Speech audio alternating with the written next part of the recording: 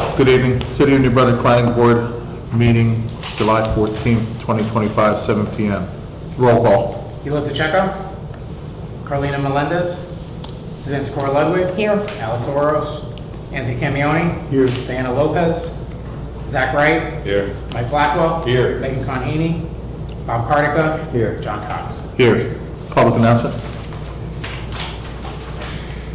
Please be advised that the notice requirements of the Open Public Meeting Act have been complied with and satisfied, and the annual notice gives sufficient notice of the time, place, and conduct of all public meetings of the Planning Board of the City of New Brunswick has been filed with the City Clerk and placed in an appropriate bulletin board in the lobby of City Hall, 78 Bayard Street, New Brunswick, New Jersey, and has been transmitted to official newspapers of the City of New Brunswick, namely the Home News Tribune and Star Ledger. Salute to the flag.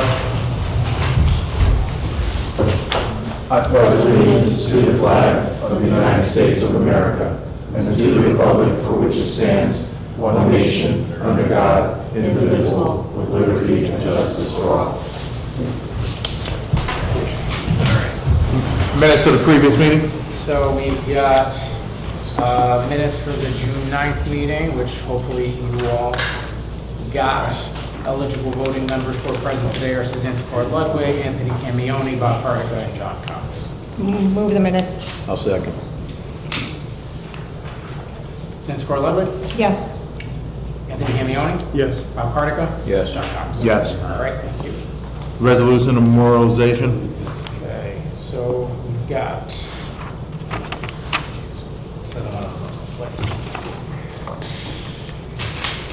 All right, we have 95 College Avenue resolution. Eligible voting members present today are Suzanne Sikora Ludwig, Anthony Camioni, Bob Cardica, and John Cox. Motion to approve. Second.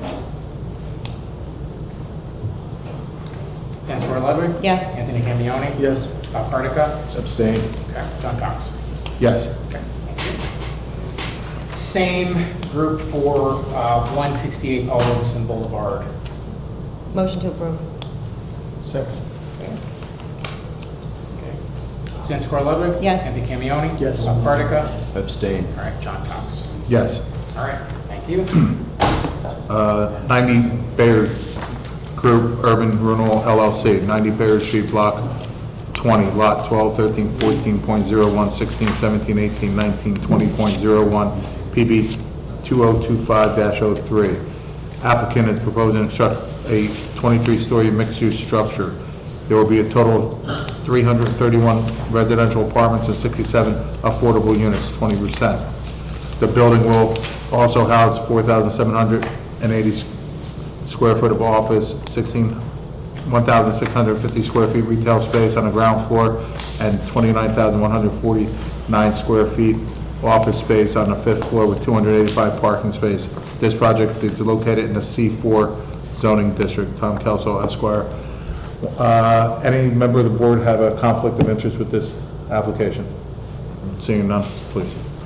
Members of the board, Thomas F. Kelso on behalf of the applicant, Bayard Group, Urban Renewal LLC. I'm pleased to be before you this evening to present this application to the planning board. As the chair has indicated, and I'll just restate it for the record, the application is for amended preliminary and final site plan and variance approvals for the construction of a 23-story mixed-use building containing retail and office space, 3 levels of parking containing 285 parking spaces, 331 residential units, comprised of 54 studios, 191 one-bedrooms, 72 two-bedroom units, 14 three-bedroom units, and 67 of the units will be, which is 20%, will be set aside as affordable housing units. The project also contains various amenities, including a conference and meeting area, fitness center, yoga studio, playroom. By the way, the fitness studio got the lighting. Playroom, dog run, movie screening room, an outdoor pool and sky lounge, roof deck on the 23rd floor. I just say, as a little bit of background, I think this project represents what's kind of a metamorphosis of a process that really started in 2017 before the zoning board, where we originally received an approval for the original building that called for 255 residential units, more office space, and essentially the same parking configuration in the building itself. It's transposed itself through several different changes before the zoning board, of which the chairman sat on each one of those, I think, and brought us to where we are today, which in effect is not a great deal of difference between what was last approved before the zoning board to what's before you today. So I would indicate to you that there are two variances that are being requested. However, the first variance is for lot width, whereas a minimum of 150 feet is required, and we're proposing 109.9 feet. That variance was previously approved in the original application. It still carries over. And it's a result of the assemblage of the lots that compose this entire site, mostly fronting on Kirkpatrick Street. And so it really represents the assimilation of all those lots, which will be consolidated as part of the application. The second variance is a sky plane setback variance along Kirkpatrick Street. For the several applications that we had before the zoning board, each time that variance was approved for that sky plane setback, I'm pleased to indicate tonight that it's now been reduced to its lowest level. What last was approved was a, was a sky plane of 28 feet, which now has been reduced to only 8.6 feet, 8 feet 6 inches. So there's very little of a sky plane variance that remains. You know, I assert to you that it's already essentially been approved, and this is just a reduction of that variance, but we do state it on the record in order to confirm it to the extent that the board finds that appropriate. I think the most important aspect of the application that's changed, for the first time in all these iterations, we now have a 20% affordable housing component. And that's driven by a number of factors. The client and the investors associated with it find that advantageous to have those affordable units. And obviously, it's a benefit to the city, who always, with any of these projects, encourages affordable housing units. So we will have 67 units that are affordable housing units. One of the aspects of this also, and I know our engineer will speak to it, and this was an item that we felt was important when we were before the zoning board, and that is the stormwater management on this site is now being reconfigured to drain towards Bayard Street. And that was a major component of what we were asked to do through engineering, because as you know, this site is immediately across the street from Drift Street. And prior to this plan's approval, all of that stormwater managed to find itself down on Drift Street and usually ended up flooding Drift Street. So now all of that stormwater is being redirected towards the Bayard Street system. So we found that to be an important element of the application previously, and that's being carried over for this application. My intent is to call the 3 witnesses. I have my client here this evening, which I will point out is the first time I can remember he's not testifying the whole application. What I'm going to introduce is Mr. Bob Paulus from Wick Properties. I think the board is familiar with Mr. Paulus. He's done a number of terrific applications and facilities in New Brunswick, downtown, as well as along Jersey Avenue and other locations. And this has been his brainchild that he's been carrying for the last 8 years, long time. But we think we've hit the sweet spot here for a project that's not only financially feasible, but beneficial for the city as well. So with that as an overview, unless the board has any questions for me, I will call as our first witness Mr. Steve Schott from Driven Architects. Tonight I'm starting with the architect rather than the engineer. I think it's helpful to get an orientation of the building rather than just the engineering components, which really, in this kind of a site plan, it's more important, I think, to see the building and understand.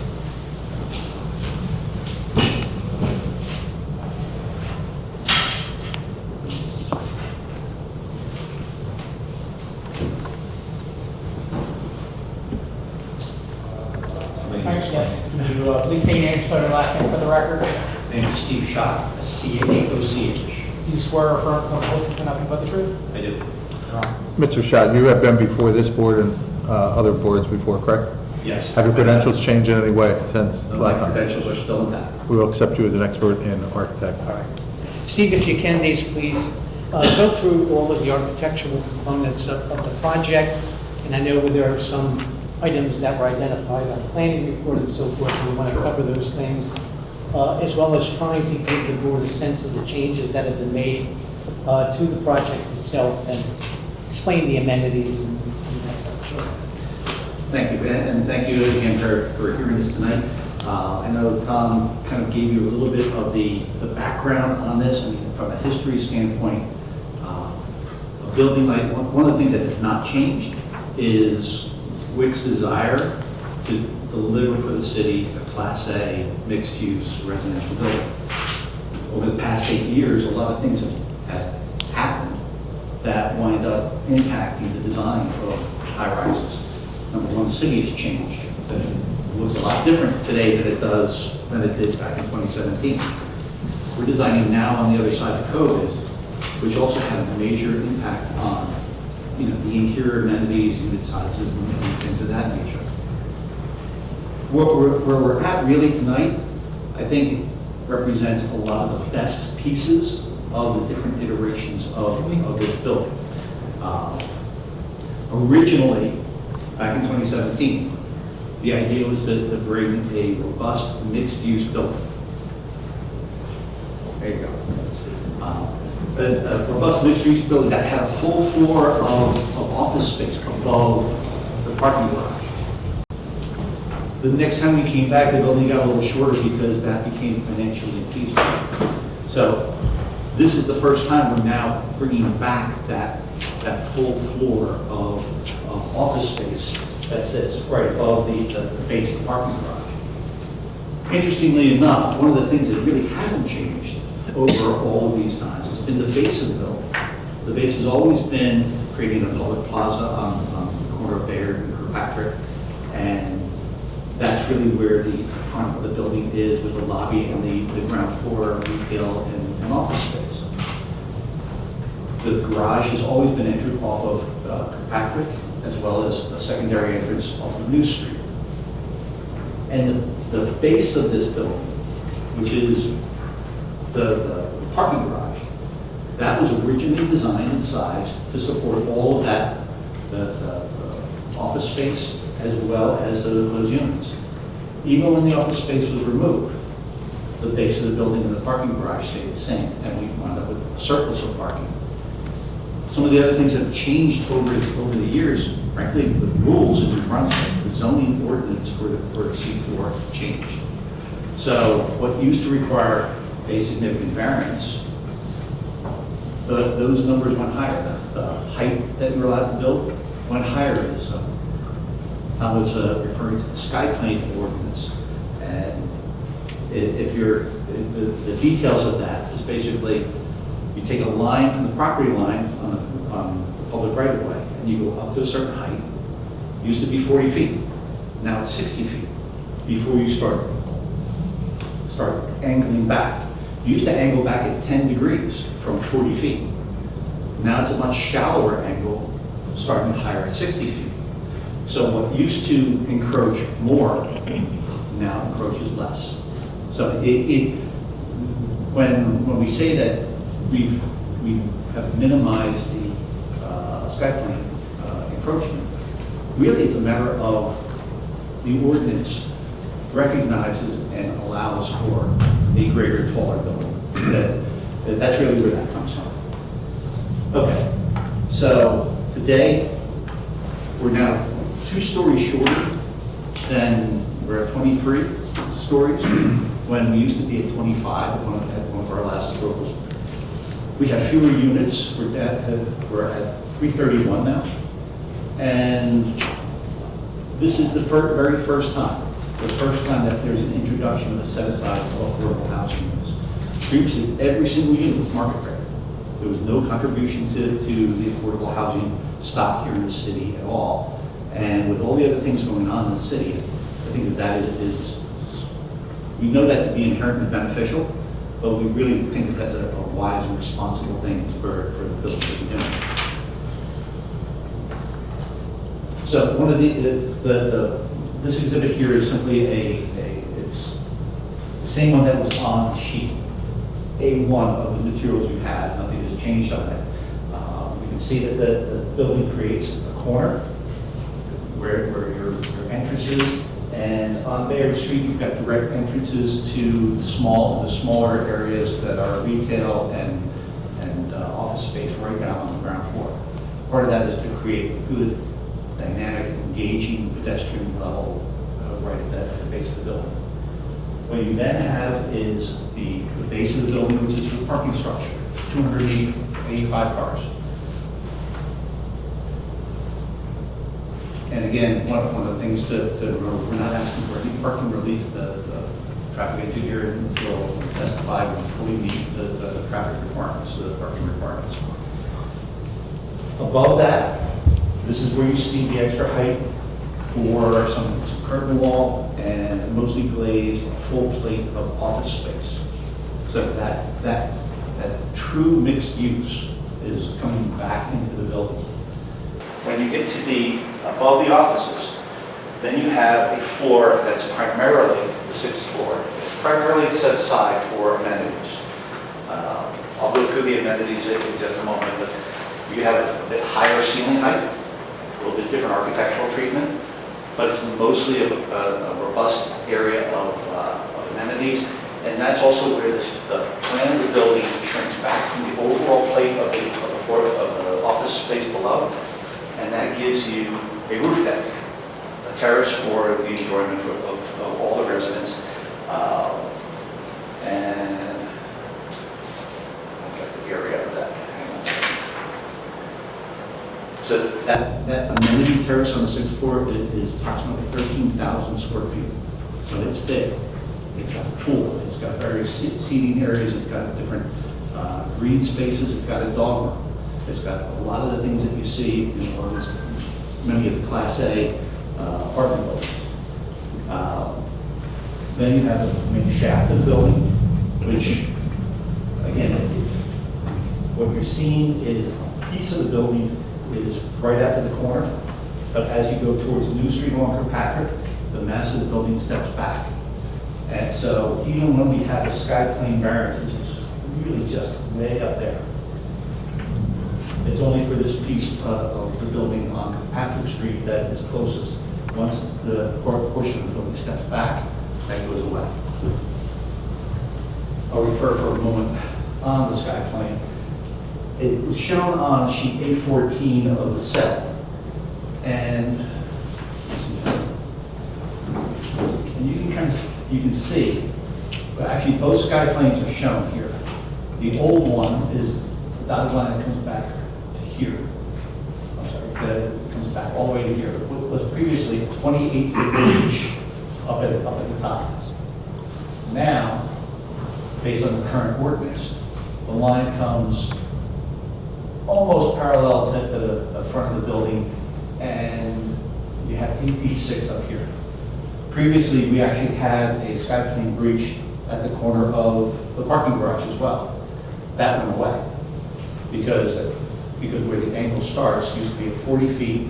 When it angled back to 40 feet, because the parking garage is basically a straight block. So that was below the top of the parking garage. There was a little tip of the garage that was there. Now, starting at 60 feet, you're above the garage. So the only sky plane that we still have is that minor area at the top.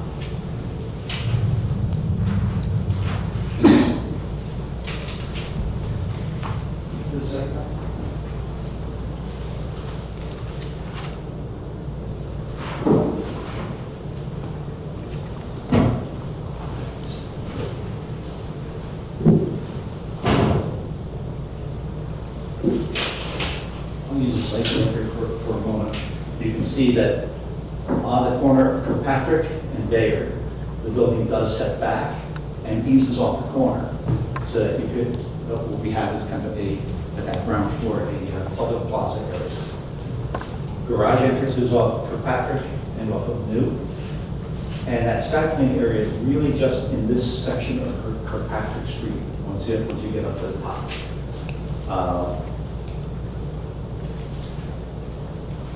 The amenities, in terms of on that sixth floor, we have fitness and yoga areas. There's an indoor theater for screening. There's certainly plenty of common areas, lounges. There's an internal business center for people that may not work in that office space, but they need a place outside of their apartment to do kind of like a WeWork type of situation. So there's that kind of space. There's basic things like laundries in each of the units, so there's no common laundry areas. Trash is handled through a series of chutes. It all comes down into a loading area, which is off the street. So trash is compacted and staged inside the building. There's an internal garage door. Truck comes in, all the trash is dealt with inside. No trucks will be stopping on Kirkpatrick Street and loading dumpsters or anything like that. It all happens inside the building. There is a generator. I know that was one of the reports.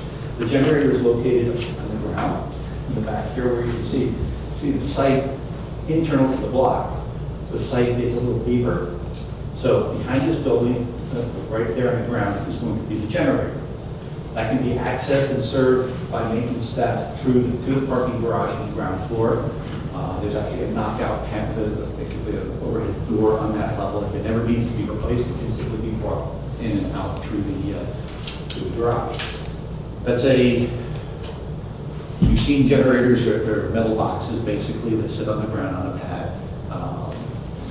They're able to run the emergency systems, the elevators, and other certain critical systems in a high-rise building. So it's required by code and very common. This one will be pretty much, the idea is to service it with natural gas as the alternative fuel source. And it gets cycled and run on a regular schedule. Sometimes it's bi-weekly, sometimes it's weekly. It's for 15, 20 minutes. These things are in insulated cabinets now. The decibel level rating of this type of generator is generally about 60 to 62 decibels. By comparison, your lawnmower that you push is about 85 decibels. So think of it about it that way. It's considerably less than a lawnmower. Already addressed the sky plane.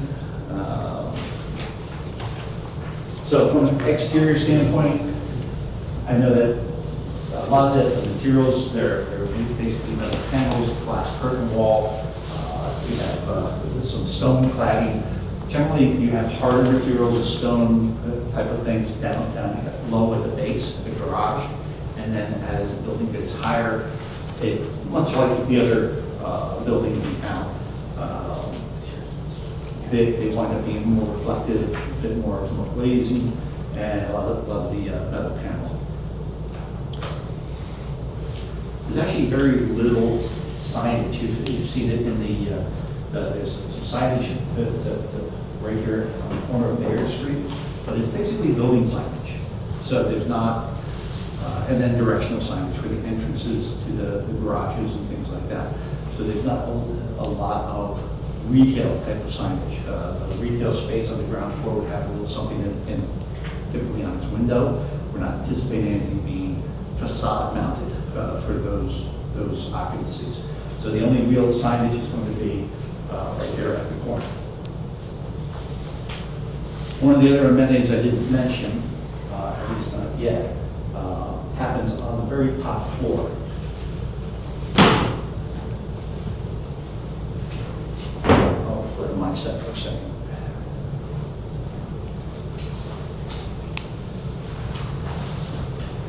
On the 23rd floor,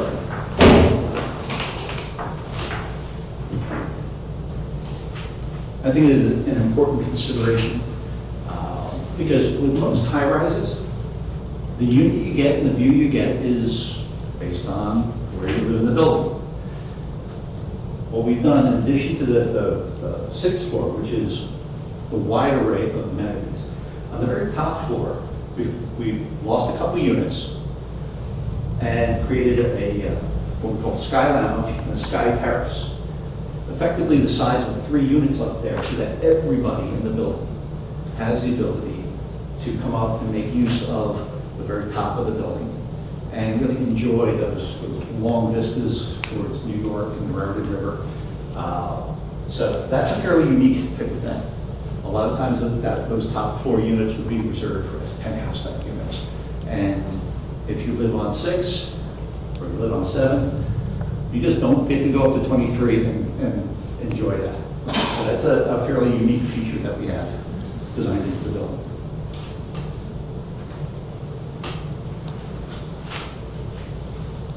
We've gone through, okay, so for the record, you know there are 331 units. I'll give you the breakdown real quickly for the record. 54 of those units are studios, and those are in the size range of about 495 to 545 square feet. 191 of the units are 1 bedroom in the range of 700 to 800 square feet. 72 units are 2 bedroom, which range from 1,055 to 1,125 square feet. And for the first time ever, we have 3 bedroom units. The only reason we have 3 bedroom units is because of the commitment to go to affordable housing and produce that. When we do that, there's certain state level regulations called UHAC. Those will prescribe for those units that are to be affordable. They have to be in a mix of a range of sizes that accommodate both small households as well as larger families. So for the first time, we have 14 3-bedroom units, and those are there at 1,125 square feet. So those 67 units that are the affordable ones, they have to be broken down. 20% of the 67 are required by the state you have to be 3-bedroom units. I think that might be all the statistics that I needed to go through. Just a question for What I missed. the disbursement of those units. Okay, so the disbursement of those units are certainly the easiest ones to figure out are the 3-bedroom ones because they're different than everybody else. But they stack vertically. So they're not all clustered together in one place. They occur roughly in this area of the plan on the lower floors. And then 14 floors, 1 on each floor, so they're distributed vertically. And the rest, the 1-bedrooms and 2-bedrooms, they're indistinguishable from the market rate units. Ultimately, the developer will decide, which units, but they will be what they call equitably dispersed, so that they're mixed in both vertically and horizontally on the various plates. Just a couple of quick things, just picking these comments up from your reports. With regard to the architectural plans, be revised to reflect potable and fire water supply areas. Say that one more time. Architectural plans will be revised to reflect potable and fire water supply areas within the building. Yes, that's a matter of coordinating with the ultimate utility service locations that are shown on the engineer's plan. The architecturals can coordinate with that. And also, if you could cover the load, I know we talked about the trash and recyclables, but what about loading? Loading occurs.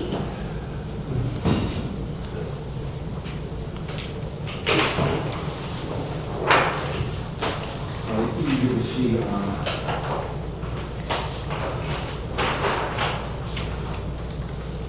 on sheet A3, which is the ground floor plan, there is an area right in the middle of Kirkpatrick Street. You've got the garage entrance, and then there's an overhead door entrance for trucks.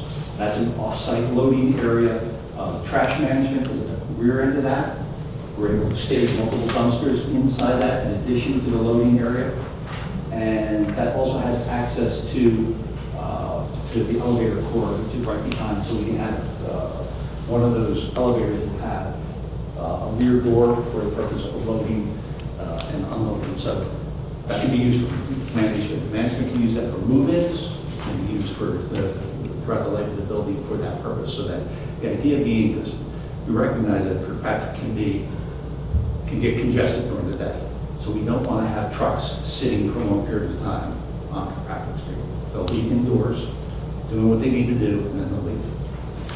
For the record, with regard to lighting, there was a question in the planning report with regard to the .50-foot candle provided for the commercial style parking lots. It's shown along the right-of-way, but not shown for the parking deck.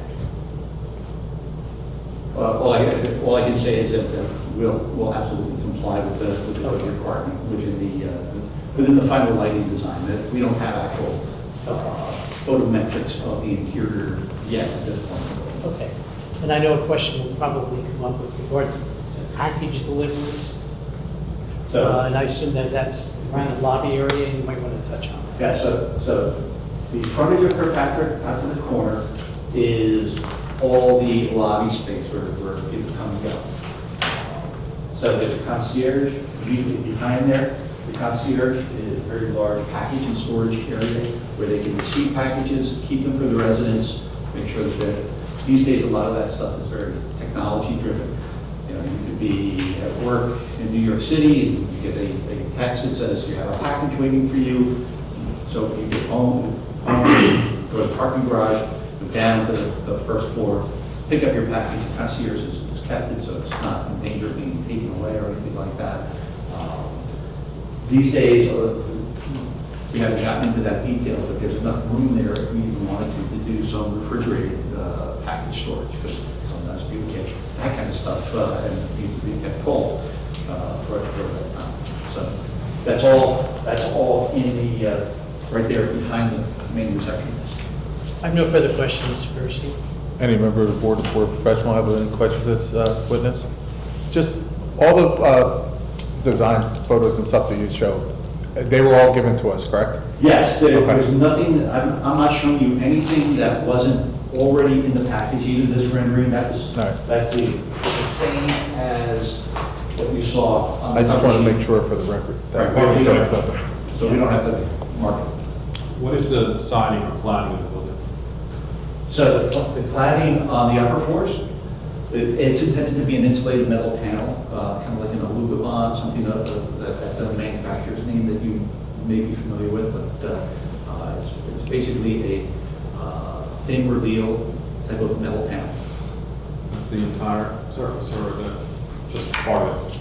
Right now, that's what we're anticipating we'll probably do it in multiple shades and colors and things like that, to create a little bit of differentiation, but it's basically glass and metal panel. Any other questions on board professional? Go ahead, Bob. I don't know if you're the right person to answer this, but EV charging stations and also bicycles? I can answer that. We do have EV charging stations, and they're distributed on each of the levels, and they're generally clustered close around the elevator cores. They're actually indicated on the plans.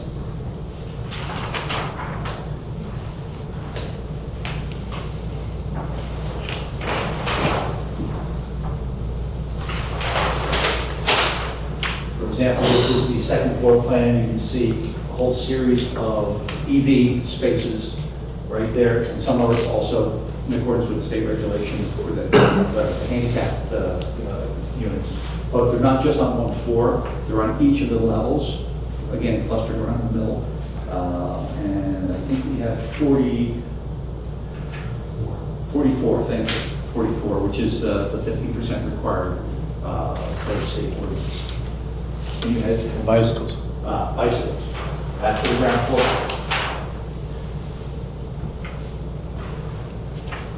There's an area closest to New Street where a whole section, probably got 2,800 square feet indoors in a bicycle storage and repair shop. So it's not just the place where you can keep your bike, but it's also a place that's got workbench and it's got tools and things like that, so that you don't have to take your bicycle into the lobby, up the elevator, and keep it in your apartment. You can have secure storage and locker that's what's intended for here. So you can have lockers for your bicycle on the ground floor, and you know, that's a really nice amenity to have on that ground floor. I mean, we have a bike rack outside as well, but that's really not for long-term storage. Long-term storage for the bicycles are ground floor. 2,800 square feet can handle a lot of bicycles. That actually goes back to the Glenn Patterson days where you had to have a lot of bicycle storage. For anybody who's back here. Big cyclist. Any other questions? Seeing none, your next witness, please. Please, this time I call Mr. Les Walker for testimony.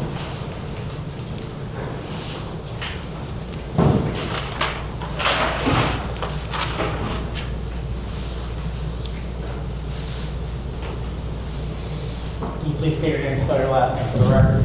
Sure. Leslie Walker, W-A-L-K-E-R. Do you swear or affirm to tell the whole truth and nothing but the truth? I do. Mr. Walker, you've been before this board I before, have right? been the zoning board hearing. Has your credentials changed in any way since last time we were here? Everything's in good standing. We'll accept you as an expert witness. Les, if you could go through our civil engineering components of the building, and I know I took a little of your thunder away on storm. That's okay. This board here is actually A1 because it's a colored version of our site plan, but not in the packet that you have. So it's kind of easy going after Steve because, you know, he kind of queued it up for me. Nothing changes at the ground floor. The entrances remain off of New Street and Kirkpatrick. The width of the sidewalk, the lighting, the landscaping, all that remains the same when the building just has an extra floor added to it.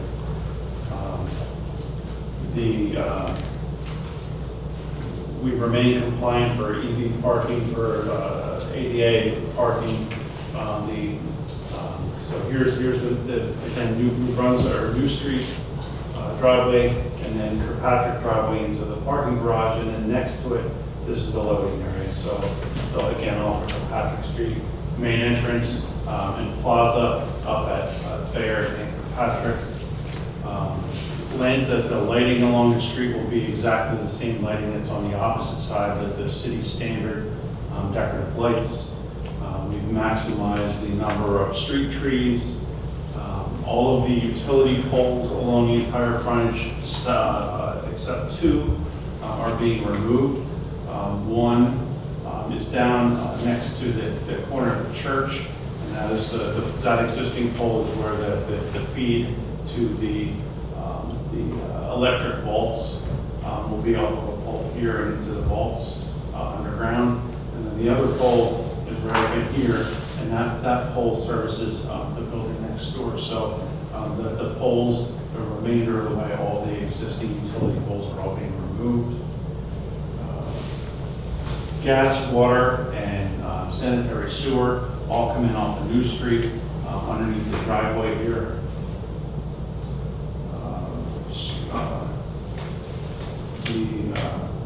Stormwater.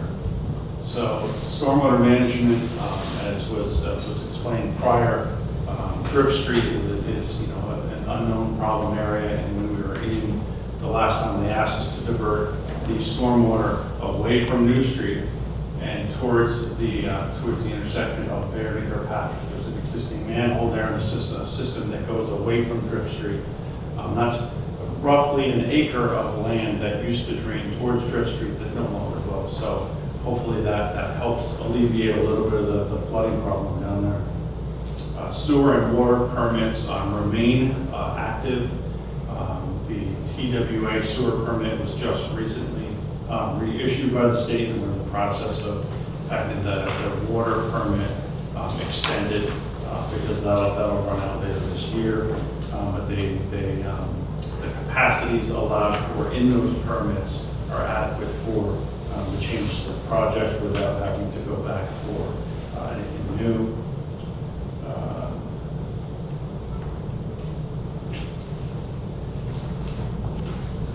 That's really it. It's simple from our perspective, just because nothing on the ground floor changes. You had an opportunity to see Mr. Ingham's engineering report July 10th. I did.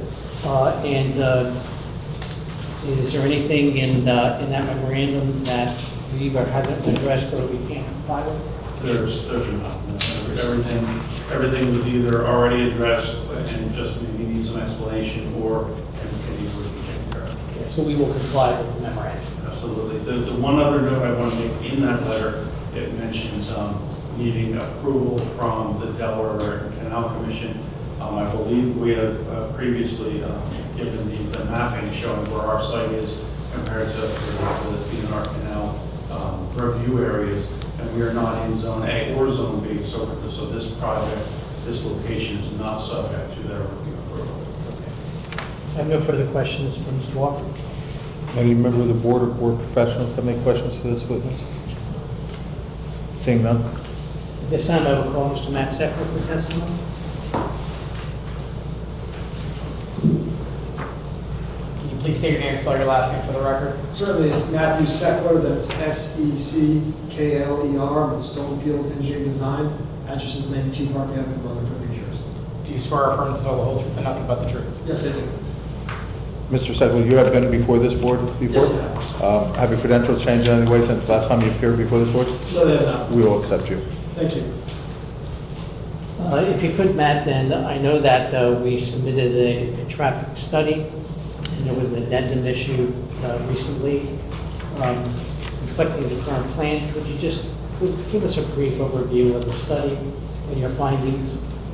Absolutely. This was a study that was an addendum to the previous versions of traffic studies that we had done. This was updating this study to reflect the current unit mix and as well as the change in office space that has been added to the site.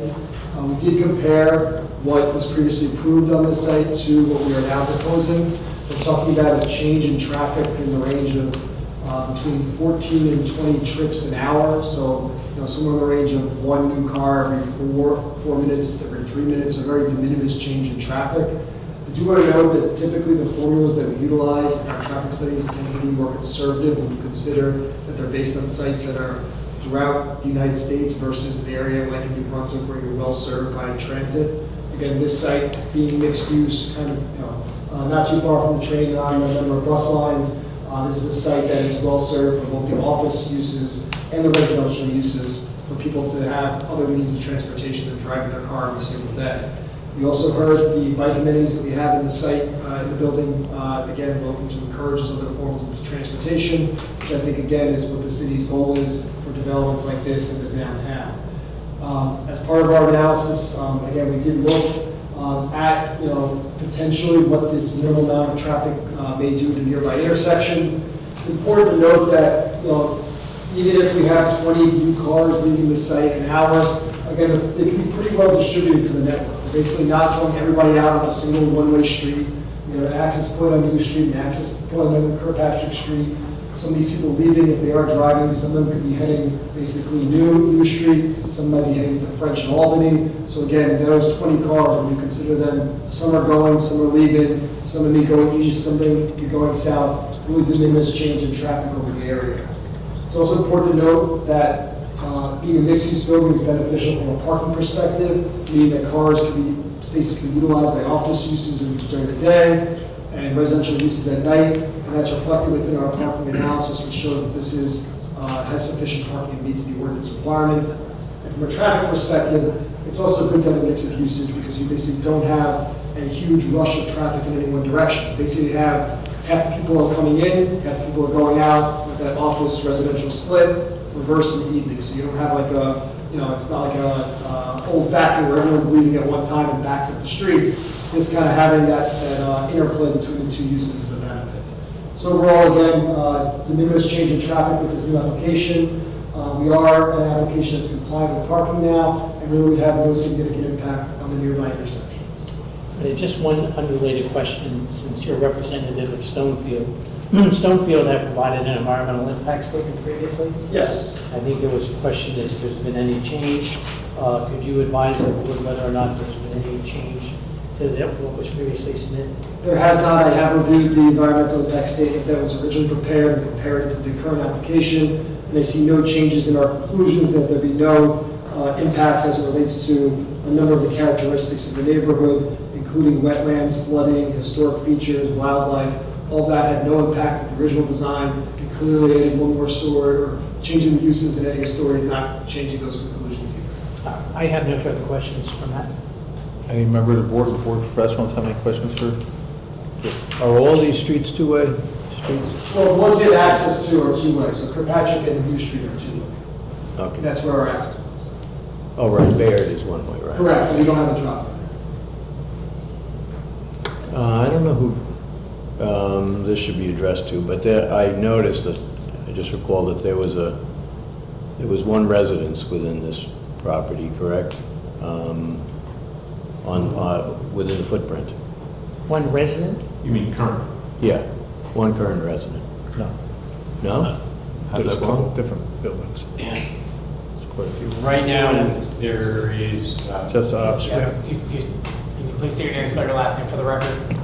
Robert G. Holmes. Do you swear or affirm to tell the whole truth and nothing but the truth? Yes, I do. Continue. Yes, there were 2 residential tenants within the buildings that are under consideration. One of those leases has expired and another one is about to expire. So those tenants are actually vacating prior to any action or moving forward with the application. Okay, thank you. So we knew you'd get it, yes. you know we wasn't going to sit there quietly all night. Any other questions? Seeing none? And that completes our presentation. All right. Going to open it up to the public. Any member from the public which make comments or questions on this application, please come forward.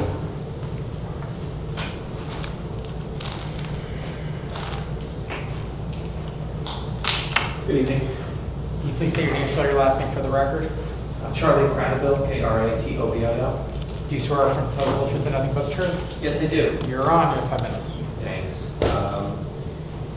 So I'm familiar with this proposal over the years. It's been before the zoning board a number of times. Forgive me if I missed it at the beginning. Why is it now before the planning board? Because we requested a transfer to the planning board because there is no variance necessary with that site plan. So the planning board does have jurisdiction. And generally speaking, you'd rather be to the plan. Okay.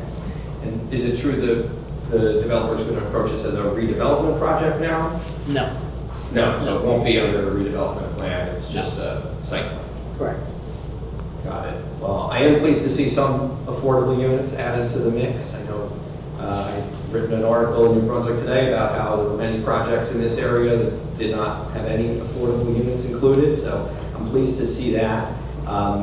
Can the applicant say if they're going to go for a tax exemption or try for a long-term tax exemption from the council? Yes, Yes, you will be applying. Okay, and may I ask who is or are the principal or principals of the applicant? Bob Paulus from Wick Properties. And Tim Walls. And Dan Walls. Dan Walls. Okay. Can I get the up-to-date number of units? 331. 331. And how many parking spaces? 285. 285. And it's a little bit taller than the last version? One story. One story, so what does that make it out, 25? 23. 23. Okay. Well, yeah, since I haven't commented to this board about it before, I do have fond memories at 90 Byard Street of rented office space there, and I also sometimes get my hair cut there. And I think this is a big change for the neighborhood, and I guess my main question is it really going to happen? Because it's been before many boards before, or it's been proposed many times, and I know some of the tenants there are in kind of a holding pattern. And yeah, I mean, is there a timeline of when it might actually result in construction starting? The plan is to build it, or we wouldn't be here. Timeline, as soon as, this is probably farther along than normal because there have been permits that have been applied for and have been received already.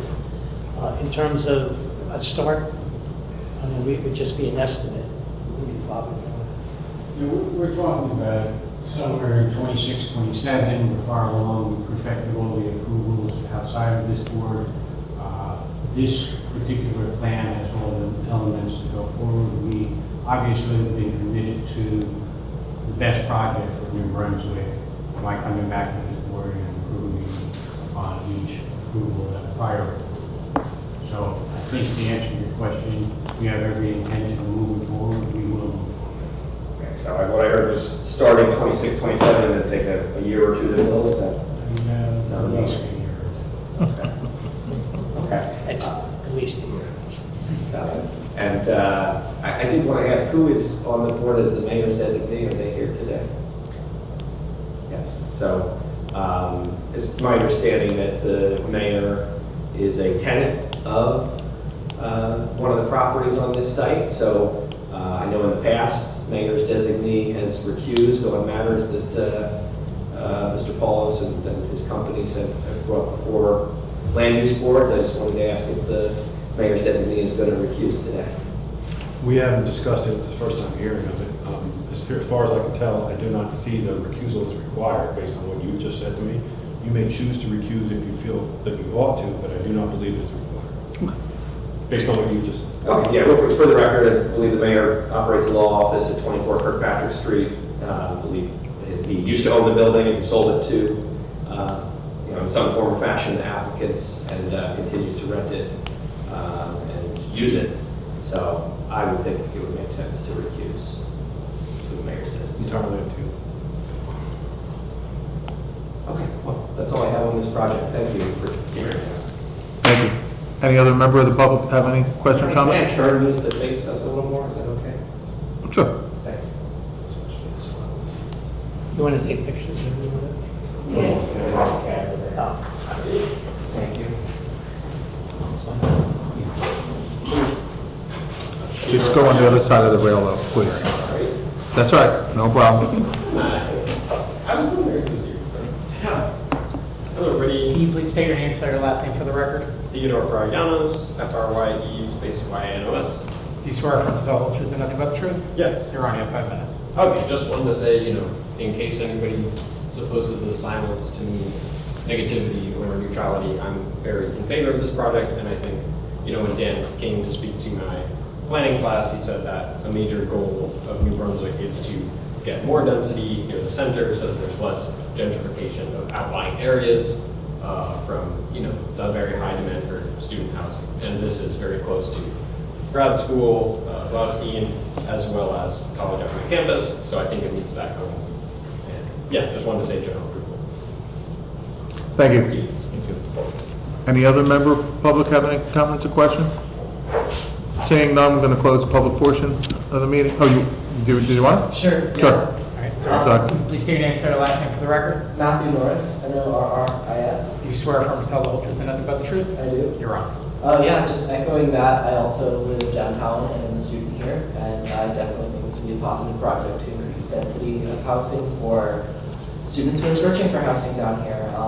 I think any increase in supply would help keep prices down, so I definitely am excited to see this. Thank you. Any other member of the public want to comment or have questions on this application? Seeing none, I'm going to close the public portion of the meeting. Board discussion, anyone have anything they want to discuss? Seeing none, Dan? Conditions? Conditions, please. Okay. I wasn't sure if you were giving me direction for something else. Yeah. All right, should the board act favorably, the following conditions shall apply: compliance with the terms of the French and Perillo Associates report dated July 10th, 2025, submission of all necessary easements and/or cross-access agreements for review and approval by the board attorney and city engineer for prior to filing of same, payment of a site performance bond in amount reviewed and approved by the city engineer, submission of a site inspection escrow deposit for the engineering inspection fees in amount calculated pursuant to Title 16.24.160, water and sewer connection fees, payment of all water and sewer connection fees pursuant to Titles 13.04 and 13.08, issuance of a road opening permit from the city engineer if required, compliance with the terms of the Big No Planning Report dated July 8th, 2025, planning review escrow funded for all anticipated post-approval reviews, payment of any other fees due to the city of New Brunswick related to development or use of the project, payment of all outstanding taxes, water or sewer fees, no Citizens County Planning Board approval or waiver, no, that's inapplicable. Freehold Soil Conservation District approval or waiver, submit engineering site plans to comply with any changes required by the planning or engineering memos or plan amendments offered at the hearing, submit architectural plans to comply with any changes required by the planning or engineering memos or plan amendments offered at the hearing, execution of a Title 39 parking enforcement agreement. All utilities and other Site improvements to be maintained by the applicant at their sole expense, all on-site utilities to be constructed underground. All temporary encroachments into the public right-of-way shall require city council approval. All construction staging shall be done on-site unless an encroachment allowing into the public right-of-way is approved by city council. Streets shall be kept clean of sediment and debris. The applicant shall cause the streets to be cleaned and directed to do so by the Director of Public Works. Tracking pads shall be installed at all construction exits. Replacement of damaged streets, curbs, and sidewalks as per the direction of city engineer.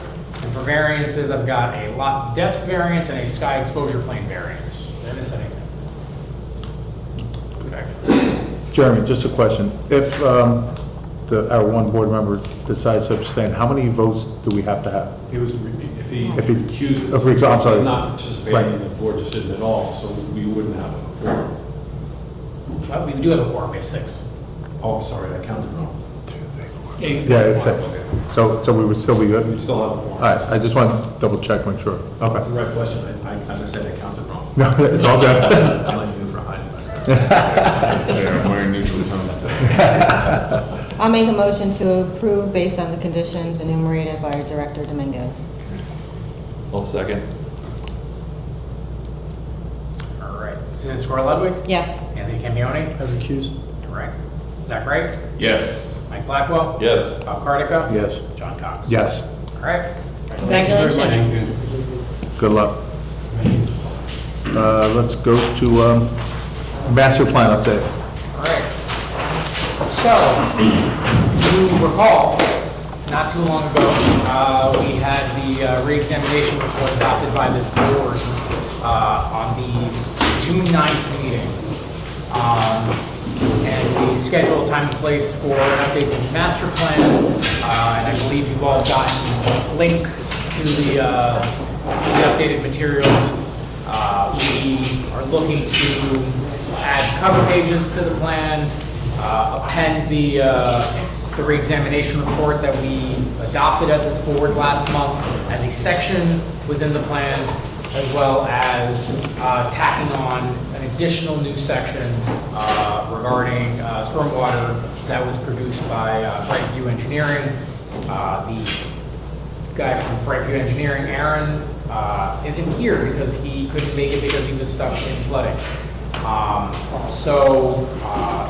We will proceed as is, and if there are questions, we will cross that bridge when we get there, pun not intended.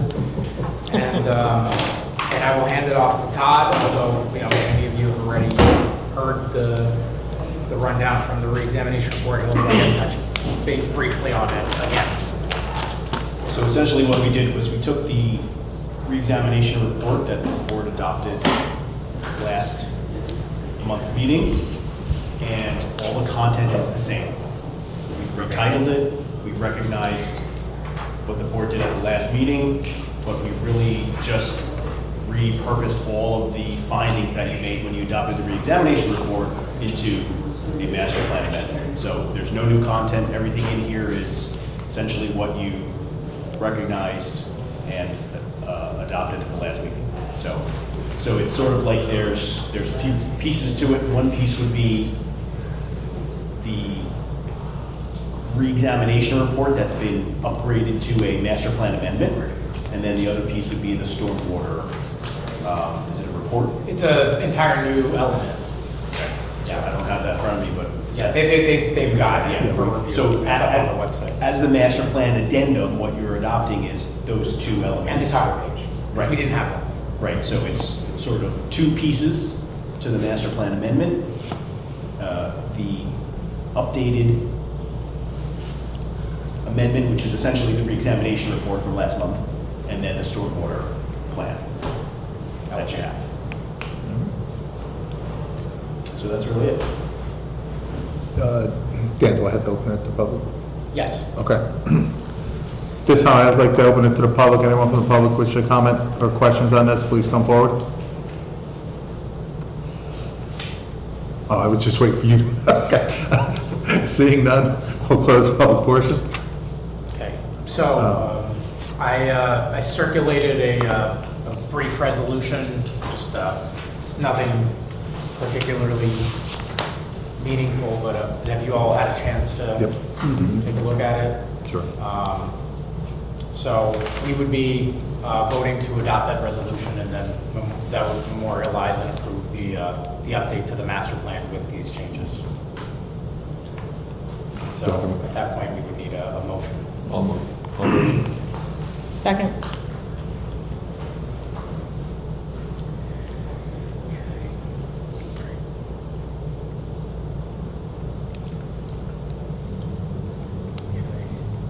Susan Square Ludwig, Yes.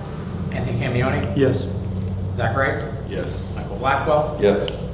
Bob Cardica, Yes. John Cox. Yes. All right, thank you. All right. Then we'll go into amendment to Title 17 zoning variance amendments recommended by the 2025 Master Plan Re-Examination Report. Right, so I cobbled together some of the easier items that were recommended in the re-examination report from last month, and put them together into a first, let's call it phase one of the of converting those recommendations into an actual amendments to the ordinance. I imagine there would be a couple more coming down the road. I'm looking for where, oh, it's underneath here. A couple more amendments coming down the road over the course of this year and possibly into early next year. There's some of them are more complicated and are going to need some wordsmithing. But I took the light touch ones here, and I'll just kind of go through them briefly.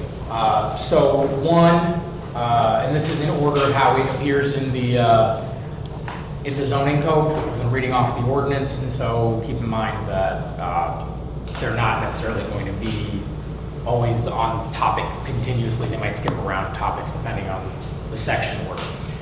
So first, it's adopting the adaptive reuse code for the C3A, which is i.e. Livingston Avenue, to better enable people to be able to convert the ground floors in those older buildings into residences without necessarily having to knock down those buildings and build new apartment buildings. We're creating an avenue where developers can essentially keep the architectural character of that corridor whenever possible, by giving them a pathway to legally be able to convert the ground floors into residential space.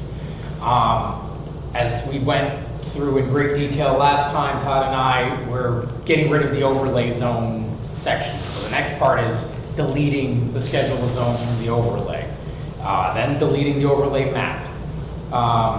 Then in the R5A, we're adding a conditional use for multifamily developments. Well, two conditional uses, one for regular, let's call it multifamily developments, and one for multifamily developments near the College Avenue campus.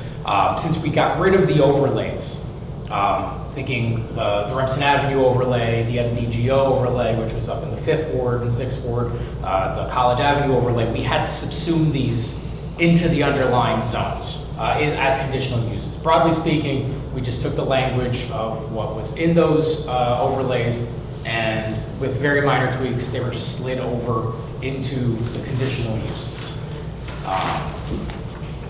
Then for the R7, we had an overlay that allowed the 2 single-family homes there to be able to do stuff, like if they wanted to add a shed or if they wanted to do an addition, that they could, because they weren't permitted in the R7. And so technically doing anything of that would be an expansion of a non-conforming use. We did an overlay for that 2 or 3 years ago.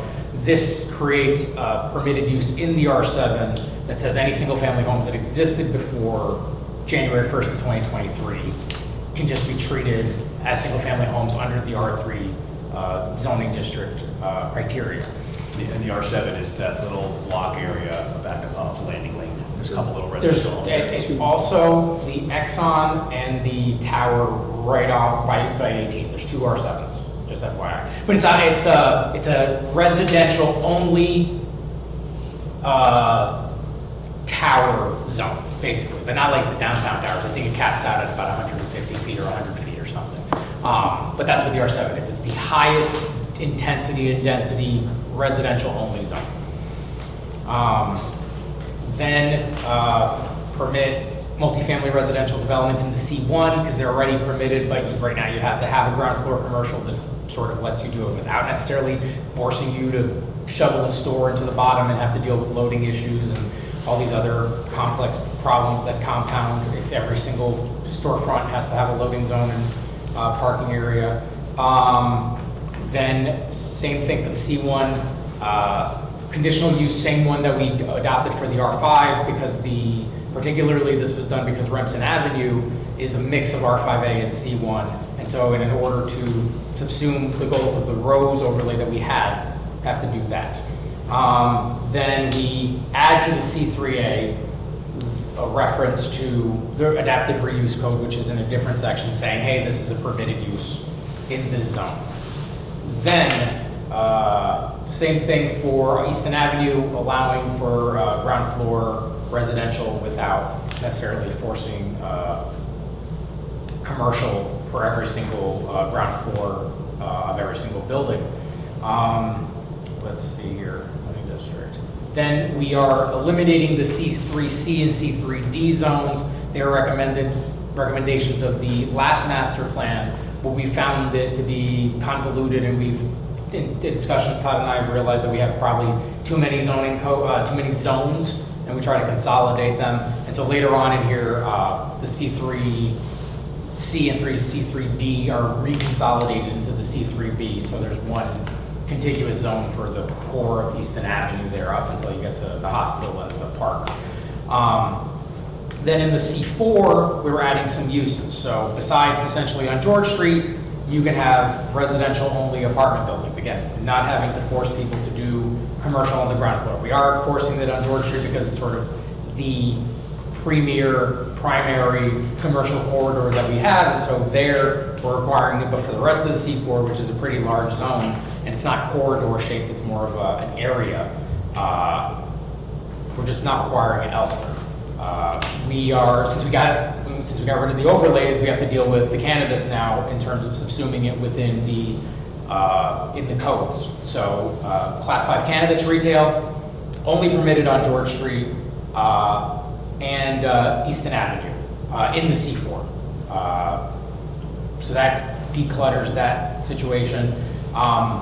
Based on a recommendation from a conversation that started with some questions last year, we're going to allow class 2 cannabis manufacturing on upper floors in the C4, since it's not meaningfully distinct from a lot of other uses that are done downtown, labs, etc. Manufacturing means, for what it's worth, it's basically you get a raw product of cannabis and you turn it into a sellable product. You convert it into edibles, you convert it into, I think Todd told me about places in South River that they have like a little office shop and they just pre-roll and they sell them to other stores, right? Something like that. Processing. Yes, any kind of thing where you take the raw product and you turn it into something that's consumable elsewhere is that.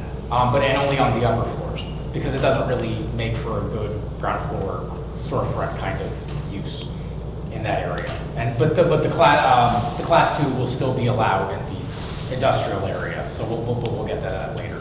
Body art establishments, so tattoo parlors and the like, but only on Easton Avenue, and we'll come to that. The C4 is expanding up Easton Avenue, and there are 2 tattoo locations on Easton Avenue, which would then become non-conforming uses if we don't sort of backfill it this way, and I don't want to do that to them because they've been good businesses existing there for a while, and so we're allowing it, but only on Easton Avenue within the C4. And then gyms, indoor recreation, library, and museums, which, believe it or not, were not listed uses in the C4. Then we're deleting from the C4 multifamily mid-rise and multifamily high-rise conditional uses because before, or still currently until after this is adopted, multifamily mid-rise and high-rise apartments in the C4 could, if they're straight residential without any commercial component, it would be subject to quite onerous conditional use criteria, and it wouldn't be permitted as of right. But if you added a little like 5-foot shoebox commercial thing on the ground floor, you'd be able to avoid those conditions altogether. This just gets rid of that since we're allowing the residential only buildings. Then in the I-1 zone, which is the light industrial area, we would be allowing data centers, general office, medical office, and labs. I think most of these would technically be permitted there, but we are being more explicit about their permissibility in those zones. In the I-2 general industrial area, which is our high industrial zone, data centers, general office, medical office, laboratories, restaurants, vets, and kennels, restaurants, vets, and kennels, are conditional uses in the zone now, so this would be moving them into regular uses. The people who work in those buildings probably gotta eat, and it'd be nice to have it be a permitted use for them to have the ability to have a restaurant or deli or something in the area. And all the cannabis licenses, except for Class 5, become permitted uses. They still have to be subject to, you know, the rest of the city's cannabis regulatory framework, so it's not uncapping it or anything, although we did uncap the non-retail ones a few years ago. But it doesn't change anything on that front, and they still need to get state permission and all those other things. This just gets rid of it from the overlay stuff that it was under. If then we delete, again, the restaurants and the veterinarians and the commercial kennels from the I2 as conditional uses, and then in the I2E, which is the other industrial zone, which is really just a block around Howe Lane and the intersection of Howe Lane and Jersey, we add same things: data centers, offices, general office, medical office, lab, restaurants, veterinarians and kennels, and non-retail cannabis. Then from the conditional uses, we have to delete the restaurants and vets from the conditional uses in the I2E. I think in the I2E specifically, they're in the conditional use section, but they don't have any conditions, so I don't even know why they're there. The things that happen over many years of zoning edits. Then in the IN1 institutional district, which is by College Ave campus, we have two institutional districts, well, two like university institutional districts. One's by College Avenue, one's up by Cook Douglas. The IN1 is up by College Avenue. We add the conditional use, same as we do in the R5A, because that area is R5A and IN1. And sometimes parcel projects will cross zone boundaries, or they'll be, you know, in certain ways where you really want to make sure that regardless of where they are in that area, that they're not somehow just missed in the ability to be included in that area. Then we delete, again, overlay zones, the section, just toss it. Then the next section is the one that allows us to consolidate the block and lots of the C3C and the C3D into the C3B. Well, those are the next two sections. And then the next one converts some parcels from the C3B to the C4, extending the C4, which ends on one side. If you're going north on Easton, it ends on one side at Somerset Street and then the other one at Conduct. This brings it up to almost Hamilton Street on this side, inclusive of the, so it goes inclusive of the Thomas Sweets buildings, but not, there's like a one or two family house in the corner. That's probably not an ideal fit for the C4. And then it brings it up on the other side all the way up to Hamilton and inclusive of the Verve, because it's a high-rise multifamily building and it sort of naturally belongs in the C4 and then it stops there. So we're dragging the C4 up, and that kind of ties back to the thing with the body art, the tattoo parlors, and why creating a caveat for them to still be permissible in the C4, but only in the area where they already exist. And that is everything of this first pass. And believe it or not, there's still a lot left that we didn't make it into this one. Okay. What do we have to vote on? Yeah, discussion in public. Anyone have any questions? Yeah, can you repeat those kind of meaningful changes to the R5 that you opened with? So the R5 creates a conditional use for multifamily, since the city's already approving about a half dozen of them a year, but creating a reasonable criteria that hopefully gets utilized, although I figure that a lot of projects are still not going to try to take advantage of this. It's a minimum lot size of 10,000 square feet, maximum floor area of 1.8, three-story buildings. So there's already a lot of three-story buildings in the R5A, older apartment buildings of the like, and this would sort of create a framework where applicants can apply for it rather than just try to ham-fist anything they want into the R5A and hope it gets through the zoning board. This gives sort of a framework that'll hopefully, if not full compliance, then at least significant guidance for what we would be amenable to. And then there's the other part that's also in the R5A, but only in the R5A near College Avenue, which is essentially the same bulk standards, except the floor area bumps up to 2.4, and the height goes up to 48. So the idea is for a four-story building over there, where there's a lot more four-story apartment buildings already being developed and have been developed near College Ave campus, in a place where you want to try to squeeze in a little bit more density where the students can walk or take the bus, since Berners provides pretty awesome transit service for them. How do we arrive at a minimum lot size of 10,000 square feet? If we already have multifamilies on significantly less 5,000 square foot lots Well, the thing is, in the R5? sure, no, you're right. So a lot of those R5A multifamilies are older, right? They were built a long time ago when there's a lot of issues that we weren't considering.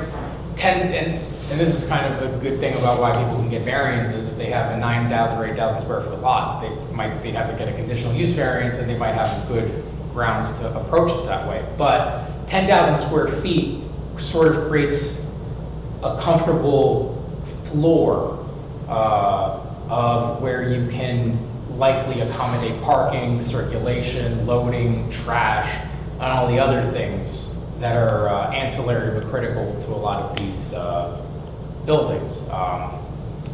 It's hard because ultimately planning is guesswork and a little bit of a fool's errand, so we're kind of doing our best to trying to not create criteria that's too small, because if you say 5,000 square feet apartment building, then you might.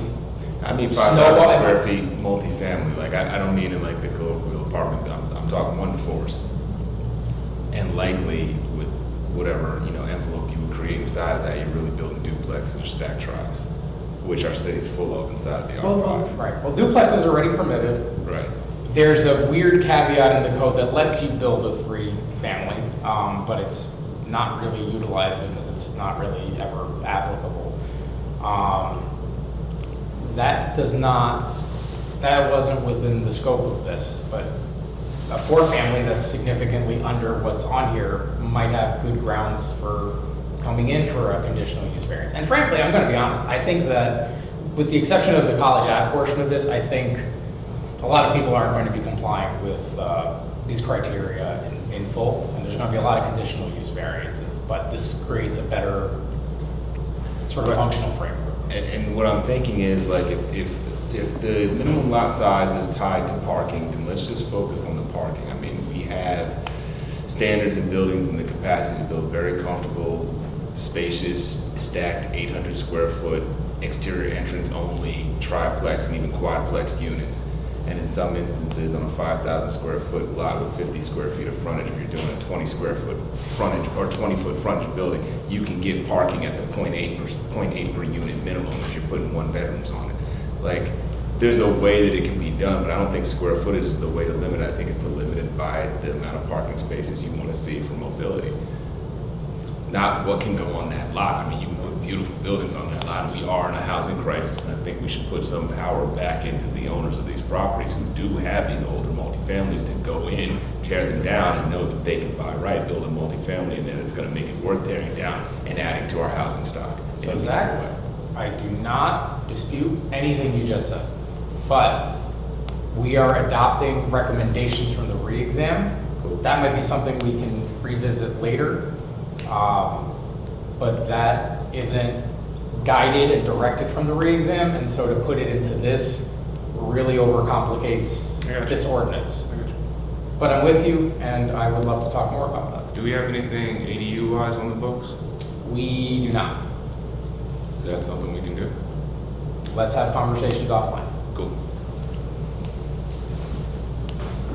Any other questions? Do I have a motion? Whoa, we didn't open it to the public. Oh, that's right, I'm sorry. So yeah, so this ordinance has been introduced by the council. Yes, it has. And it's being forwarded to you to have your public hearing, and then essentially you're getting back to the council whether or not it's consistent with your master plan. So that's really what it's for. You're not obviously voting to adopt or not adopt these ordinances. You're just sending some information back to the council saying, yes, it's consistent, or no, it's not consistent. And considering we just amended the master plan, literally verbatim. So we can tell you that these two things were made, together under the same hand. Yeah. So it's all consistent, but you can right here from the public and discuss it however you'd like. Okay, I'll open it up to the public. Anyone from the public, please come forward. Charlie? Hey, is that water on the floor over there? What? Is that water on the floor? What water on the floor? Right? Okay, well, hopefully that's just something somebody tracked with their feet. Liquid, yeah. That's a lot. It might. No, it's CO coverage. Oh, okay. So we're good. Charlie, you've been sworn in already, so you can. Yes, sir. Yeah, good evening. Just one issue I wanted to bring up. What's the logic behind the data centers being included? There's a ton of data centers getting built all over the country, and they should be getting built here too. They're essentially warehouses that just have technology in them. If somebody came in to the city and said, and they called me up and they said, Mr. Dominguez, do you allow data centers? I'd say, yes, we allow, you can interpret this as a warehouse that's computer parts in them, or we have a high-tech use that I think it would fit in also under. But the issue is, and this is really the critical thing about clarifying these things, I found it from conversing with a lot of prospective developers about a lot of other issues, not so much the data centers, but is that they go and they hire people or they have their own staff and they go onto our zoning code online and they go Control F, data center. If it's not there, they move on to somewhere else and they don't call to ask questions. And so it's just to create so that they know that they can do it. Okay, well, I guess I have a different perspective that,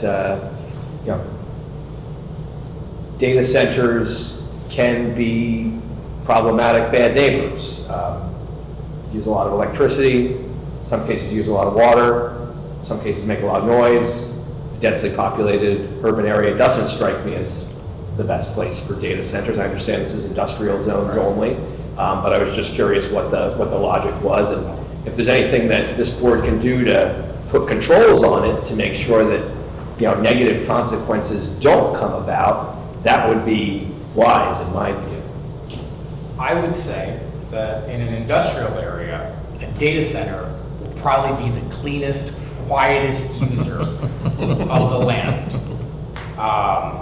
I respect the concerns, but that's what industrial areas are for. They're for dirty, loud things that you don't want anywhere else. So, I mean, there's a purpose to them. Sometimes electric infrastructure has to be upgraded just to be able to feed the buildings. I imagine that if anyone in New Brunswick wants to open up a data center, there's probably thousands of feet of grid that would need to be upgraded just to be able to power the thing. So hopefully there could be some spillover benefits. And maybe there's not demand to do it here. There's a few in Piscataway, there's a few in the peripheral, East Brunswick and the like. Franklin banned warehouses, but they allow data centers in their zoning. And so, maybe we don't end up getting the demand, but we wanted to clarify because otherwise, if somebody had asked, I would have said, yes, you can come here. Gotcha. Understood. I appreciate the thorough answer. I think my point still stands that there should be controls on it. You should do what you can to make sure that we don't regret, extending the invitation and welcoming data centers to our city. You do have, Mr. Chair, but just your comment is, you do have a whole section of your ordinance called performance standards. So those are literally things that say you can't make noises and vibrations and sort of nuisance sort of things. So that's all about what goes on in these industrial areas. So you do have protections in your zone of all your zoning ordinance of these performance standards that everyone's going to follow in terms of noise, vibrations, dust, and emissions, and air quality, and that sort of thing.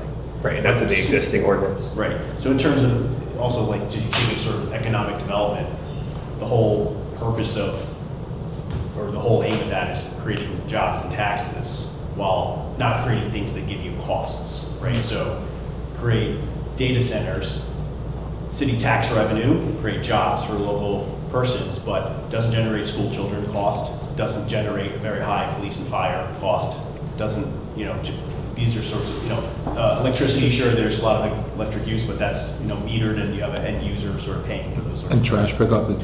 Trash, Yeah. right, it's all sort of incidental, but Mhm. you're getting a significant amount of revenue, not generating a lot of costs. Sure. Thanks. All right. Anyone else from the public? Seeing none, I'll close the public portion of it. Let's go right to a vote, there's no conditions. Okay. And you're essentially just sort of recommending to the council, or making a finding to the council that it's consistent or not consistent with your master plan. That's really all. Do I have a motion? Motion to recommend. Second. Suzanne Sikora Ludwig? Yes. Anthony Camioni? Yes. Zach Wright? Yes. Mike Blackwell? Yes. Bob Cardica? Yes. John Cox? Yes. Thank you. Redevelopment plan amendment to the new Redmond 2 redevelopment plan. All right.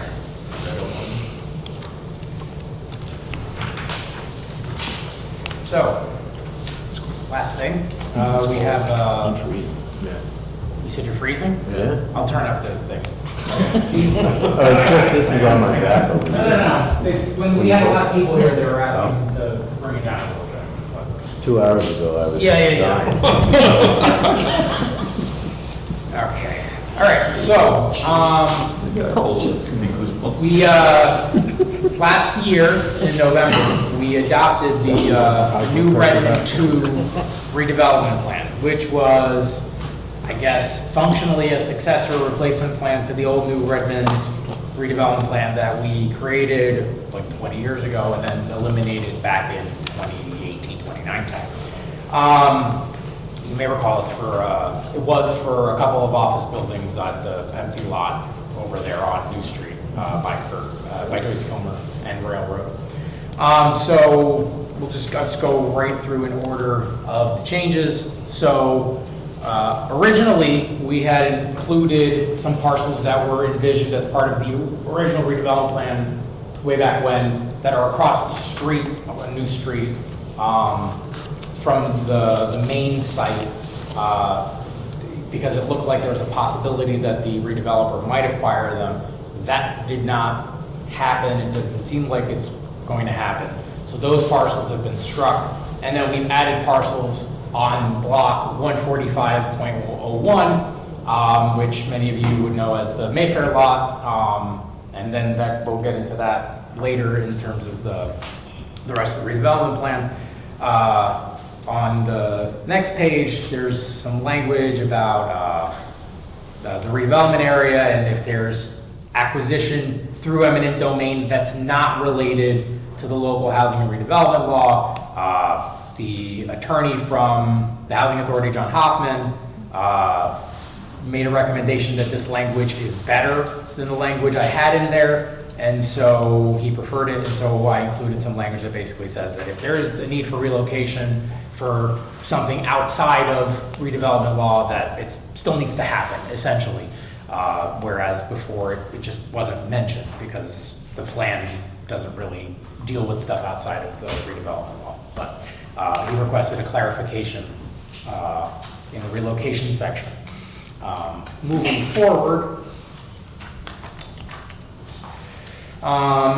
there was a section that regarding parking structures, and that parking structures and how they're to be designed. We applied that criteria only applies to parking structures that are accessory or ancillary to non-parking uses, and we'll get into why later because there's going to be permissibility for a parking deck in here. Then in terms of developments, we added a section on how it's not quite phasing, but sort of but it's phasing adjacent about how developments are likely to work here. There's an envisioned development A, which is an office development to be done on the main section of parcels there. There's a development B, which is also supposed to be a secondary office development on the same site. And there's development C, which is expected to be a parking deck on the Mayfair lot. Development A is allowed to have up to half of its parking met at the New Street deck, and the other half can be met at the parking deck to be developed, meaning development C. Until such a time as development C exists, they have to meet that half on site. So that means development B may or may not happen. They have to have their parking either on site, half of it at least on site, or in this deck should it come to exist. And then development B must provide all of its parking on site. So if they provide parking on site for development A, or half of it, it's unlikely that they would have room for development B. And so it's critical that all three developments are complete for them to sort of tie to each other. So as you can see, there's like a little bit of phasing, but it's sort of in an indirect, informal sort of way. But all three developments have a nexus around the potential development for that parking deck. There was a section about bike parking and sort of an in lieu of mechanism for bike parking, that if the developer didn't provide it, that they could pay to have the city do it, and that was considered confusing, and so we clarified it and made it specific in the way in which the in lieu of system would work to have that bike parking done, rather than sort of what I guess I wrote at first, which was a little messy.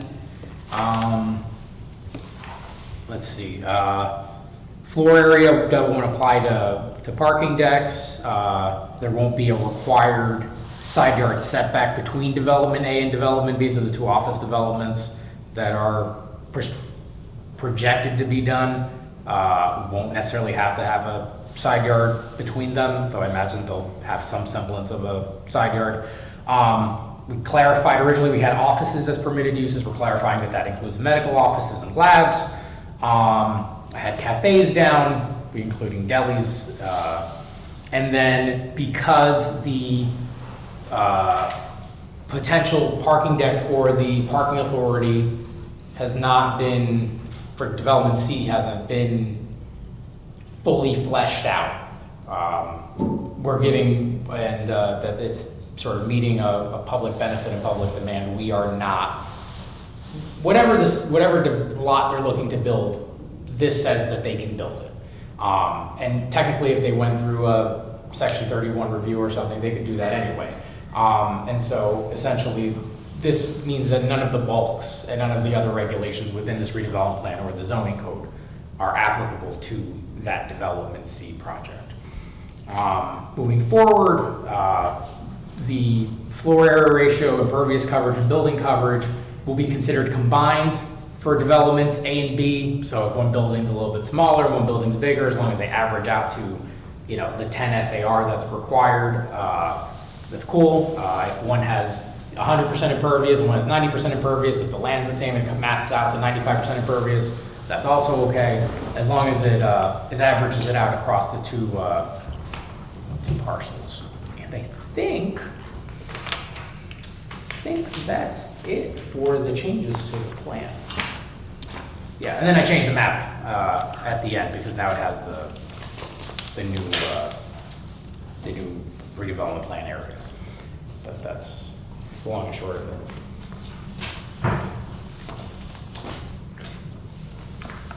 Okay, open it up to the public. Please come forward. Good evening once again, Charlie Prattville. I'd like to start by saying that I've asked Mr. Dominguez about this at other meetings, and I certainly got the sense that this proposal is based upon a developer's request. Can he confirm, is this AST development saying they want to build 2 buildings and a parking deck? So as far as I know, AST development wants to build 2 buildings.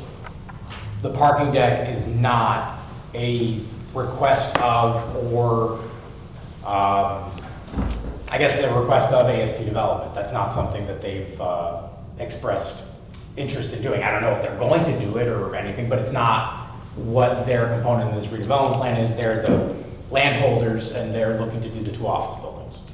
Right, and that's on one side of the railroad tracks, and on the other side of the railroad tracks, the parking authority is the owner.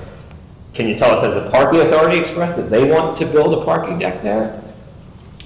I've had conversations with the parking authority about the framework of the inclusion of that for a parking deck for this redevelopment plan.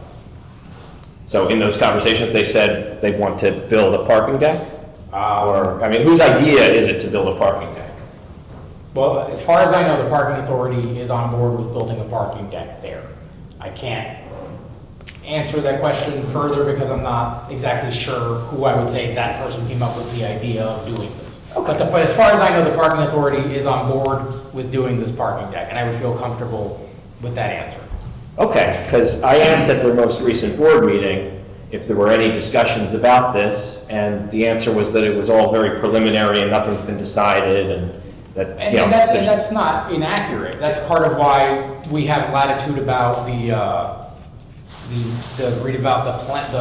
parking deck size and the bulk standards, because we don't know what it's going to look like. Just conceptually, that there is a desire to do one there, but that it hasn't been, those numbers haven't been fleshed out yet in terms of height or setbacks or whatever, massing, et cetera. Yeah, well, I have many concerns about the parking authority building another garage. This site is, of course, across the street from a 1,450 space garage already that the parking authority owns. The parking authority is in almost $200 million worth of debt from all of the construction of parking decks they've done. I think over time we've realized that New Brunswick is better when it's a more walkable community and we move away from the sort of dominance of car culture. And I personally don't think including the parking deck in this plan makes sense or is good. And I have some more questions about it. I see page 7 mentions affordable housing, no housing. No housing is going to be allowed. Why not? Why not make that an option in case the developer one day wants to build housing in addition to the offices they want to build? What's the harm in allowing that? The underlying zone allows housing now. This is just if they're operating under the redevelopment plan that they can't build housing. So there isn't a need for that right now because that's not what they're envisioning building there. If they change their mind and they want to do an apartment building there 6 months from now, we can come back and amend the plan. There's nothing precluding that. Well, of course, but I'm just saying, it seems like this plan is based to fit the developer's request, not what the city wants or needs. We need housing. So I would think that any redevelopment plan, especially this close to the train station, ought to include housing. Item number 9 on page 11, it says you got to have solar, minimum 50%, or white roof, or green roof, or blue roof, or a common area for tenants. My question, does that requirement there apply to the parking deck component? Or is No, the parking deck is exempt from all the criteria in this plan. Okay, another mistake. I don't think that should be. We have parking decks with solar panels on them. I don't know why the parking deck wouldn't be required to have, solar panels. I think that, creating a free-for-all where the parking authority can do whatever they want is a mistake. And I don't think that it will end well. Impervious coverage on page 13, does that include the parking deck? No. It does not. Okay, so the impervious coverage situation is even worse if you factor in a giant parking deck, right? Fair to say? I think those sites are already 100% impervious at Mayfair and the engineering building, but yes. Mm-hmm. Okay, and on a day like today, we should keep that in mind because that leads to more flooding. So for what it's worth, I think all these buildings, well, I can't say that for the office building because I don't know what their footprint's going to be, but I'm pretty confident with the Mayfair deck that it would probably trigger a major stormwater development based on the size of the footprint, and they would have to probably do significant improvements regardless of the impervious coverage based on the state stormwater law. And probably the office buildings too, but I don't know what their footprint's going to be. because I haven't seen any plans on any of the projects. Thank you. We move to page 15. It mentions that the designation was legally challenged by a property owner who argued the new zoning went beyond what the master plan called for. Could I have some more information about who challenged it and in what venue? That's a great question, and that's the old plan. Right. I don't know. I actually asked Mr. Patterson last year when I was writing this, and he didn't have a recollection of who did it, and I couldn't find anything on that. So I can't answer that, but that's something that happened. Okay.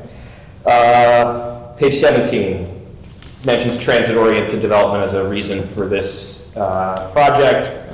Is it really transit-oriented if it includes a giant parking deck? That's my point here. I think that, especially if it's unclear on what the size of the deck will be or what rules they have to follow, this is really a mistake, and I hope that somebody here will make a motion to amend the plan and remove the parking deck portion, since it's so ambiguous. We don't know who's going to pay for it. We don't know how big it's going to be, and we don't know what it's going to look like. I think, for truly transit-oriented development, you would not have a standalone parking deck. You might have some structure parking as part of a building, underground, or part of the project, but to have it on the other side of the railroad tracks as another standalone New Brunswick Parking Authority parking deck across the street from another giant New Brunswick Parking Authority deck, I don't think that's what people like me want in New Brunswick. And then the last point I'll make is page 21, I think it's called the amendment history is presumptive. It presumes approval in the future by the city council on Wednesday. It says the date of approval. You shouldn't presume the city council will approve it, and if you approve it, you're kind of stepping on their toes. So I would say that part should be, the date, the future date should not be in here. It should be struck, and it should be left blank because it hasn't been approved finally by the city council. And with that, I'll yield and ask somebody to make a motion to remove the parking deck from this plan, please. Thank you. Anyone else from the public? Seeing none? I just wanted to ask her. Should I repeat my name? Yes. Go nuts. Theodore Fryanos, Fryanos. No, I just wanted to ask, is the reason for including the parking deck in order to meet the parking requirements for the zone? The reason to include the parking deck is to develop a parking deck on that lot. I mean, there's I guess a tangential nexus to the developments because of how the development A, B, and C situation is for sorting out the parking. But it's sort of its own standalone concept. It has a relationship, but it's different. Is it like the parking authority that identified a need for more parking, and that's the reason for building a parking deck? You would have to ask them that. Okay. But like it's the parking authority's. I mean, I think it's a fair assumption, but I can't speak for them in that regard. Okay. Anyone else from the public? Seeing none, close the public portion. Do I have a motion? Motion. Second.